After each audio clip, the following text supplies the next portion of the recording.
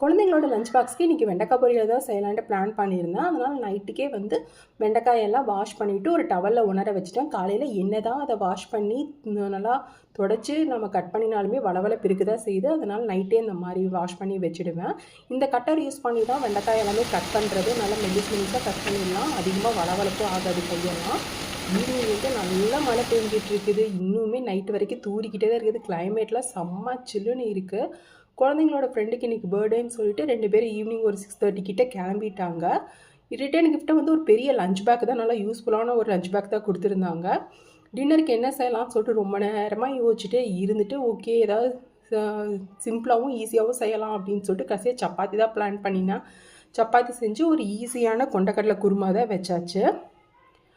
இந்த மழை ஈரத்துக்கு நல்லா சூடாக சாப்பிட தான் தோணுது. அதனால் இந்த மாதிரி தான் மோஸ்ட்லி சப்பாத்தி, இட்லி அந்த மாதிரி ஆப்ஷன் தான் பண்ணிக்கிறது.